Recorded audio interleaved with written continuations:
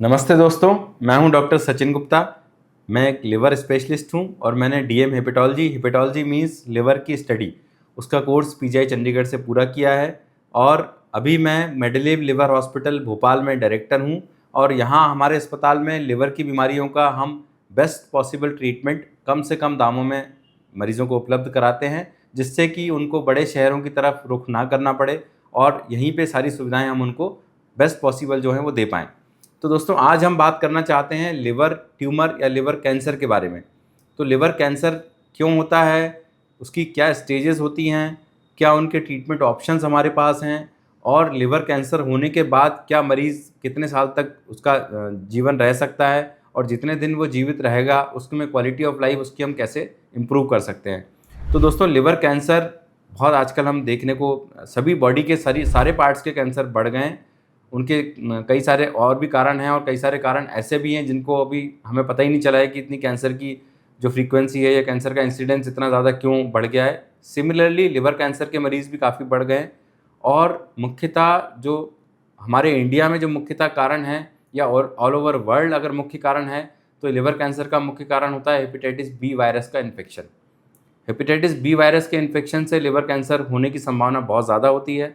और स्पेशली उन मरीज़ों में जिनको कि बर्थ से मदर से हेपेटाइटिस बी मिला है, उनमें बहुत जल्दी 10, 20, 25 साल की उम्र में भी लिवर कैंसर आ सकता है। तो लिवर कैंसर के सिम्टम जो मेन हैं उसमें होता है कि शरीर में राइट साइड में जहाँ हमारा लिवर होता है पेट में, वहाँ पे दर्द होता है। और अगर लिवर कैंसर के साथ साथ लिवर ख़राब हो गया है, लिवर सिरोसिस की बीमारी है, तो फिर सिरोसिस के कॉम्प्लिकेशंस भी साथ में देखने को मिलते हैं, जैसे कि पेट में पानी आना, पीलिया होना, बेहोशी आना, या उल्टी में या लैट्रिन के रास्ते खून आना। इस तरह से लिवर कैंसर को हमें सस्पेक्ट करना पड़ता है। सोनोग्राफी प्राइमरी और इनिशियल टेस्ट है जो कि बेस्ट है लिवर कैंसर को फर्स्ट डायग्नोज करने के लिए। हमें लिवर में ट्यूमर दिखाई देता है, जैसे ही हमें शक होता है सोनोग्राफी की रिपोर्ट पे कि लिवर कैंसर की संभावना है, हम मरीज़ को कुछ ब्लड टेस्ट, ट्यूमर मार्कर्स जिनको हम बोलते हैं, अल्फा फीटोप्रोटीन और भी कुछ ऐसे मार्कर्स हैं, और CT scan, triphasic CT scan या डायनामिक एमआरआई, इन स्टडीज़ के आधार पे, इन इमेजिंग स्टडीज़ के आधार पे हम उसको ये तय कर सकते हैं कि लिवर कैंसर है या नहीं है। इन कुछ चीज़ों के आधार पे हम लिवर के कैंसर की स्टेज तय करते हैं, उसका ट्रीटमेंट तय करते हैं, और कितने दिन मरीज़ जीवित रह सकता है, क्या ट्रीटमेंट ऑप्शंस हैं, छोटे शहर में इलाज संभव है कि नहीं, लिवर ट्रांसप्लांटेशन हो सकता है कि नहीं, सर्जरी लिवर की जा सकती है कि नहीं। ये सारे फैसले लेने के लिए हमें ये सारी इमेजिंग स्टडीज़ और ट्यूमर मार्कर्स करने पड़ते हैं, और इनके आधार पे उसकी स्टेज को तय करना पड़ता है।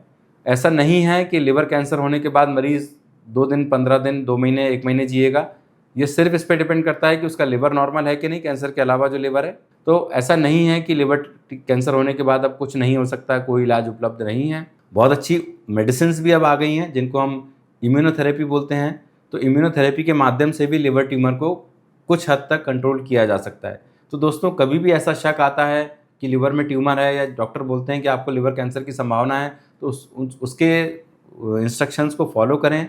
सारे टेस्ट जो वो कह रहे हैं रिलेवेंट वो सारे कराएं, स्टेज को मालूम करें, उनसे ट्रीटमेंट ऑप्शंस डिस्कस करें, और इसको टाइमली इलाज कराएं। इधर उधर भटकने में और अल्टरनेटिव थेरेपी में जाने में इसको और बढ़ाएं ना।